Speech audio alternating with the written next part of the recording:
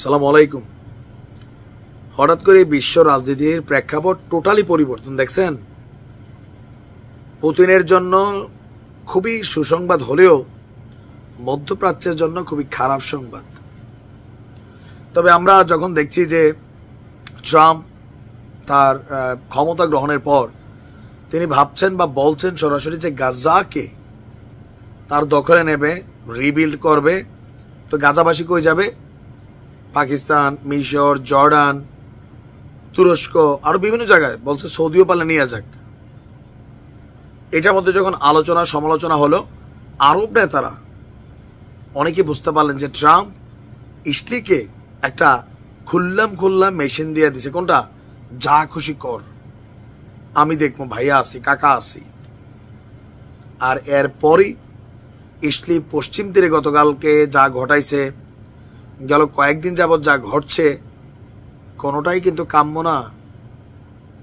এবার উড়ন্ত এই ইসলিকে থামানোর জন্য ইভেন ট্রাম্প ক্ষমতায় আসার পর আমাদের মুসলিম রাষ্ট্রের খুবই শক্তিশালী একটা বস রাষ্ট্র ইরানের বিরুদ্ধে নানান ঘটনা শুরু করছে। ইভেন ইসলিকে চেক দিয়ে দিছে যে তুমি ঘটনা ঘটাও, পরমাণু যা আছে উড়াই দাও, হাম সামাল লেঙ্গে। এই যখন পরিস্থিতি, এখন ট্রাম্পের বিরুদ্ধে তো ইরান সরাসরি কোনো রকম ভূমিকা নিতে পারে না। কিভাবে নেবে? ট্রাম্প একজন প্রেসিডেন্ট বা ইউএস রাষ্ট্রের প্রেসিডেন্ট, তাই না? এখন থাকে না বাংলা একটা প্রবাদ বাক্য আছে যে ঝিকে মেরে বউকে শিখানো। এই কৌশলে যাচ্ছে আমাদের শক্তিশালী রাষ্ট্র ইরান। অনেক দূর আগে গেছে, সামরিক শক্তিতে ইসলি থেকে অনেক দূরে আছে। ইসলি হচ্ছে ইউক্রেনের মতন হাওলাইত্যা যোদ্ধা। ইউক্রেনের নিজস্ব যে সামরিক শক্তি রাশিয়ার সামনে 7 দিন টিকার ক্ষমতা ছিল না, কিন্তু টিকা গেছে 3 বছর। কেন? কারণ বাইডেনের নেতৃত্বে ইউরোপকে একত্রিত করা, রাশিয়ার শত্রু শক্তিকে একত্রিত করা, মেশিনারিজ নেওয়া, হাওলাত বরাত নেওয়া। এখন যে ট্রাম্প দেখছেন না, গলার কাটা হয়ে গেছে, জেলির পদত্যাগ করতে রাজি হয়েছে, এরকম একটা সিচুয়েশন হয়ে গেছিল। তো ইসলির ক্ষেত্রেও সেম। এখন নিহুরে যখন এই চান্স দিছে, ইরান কি বলছে?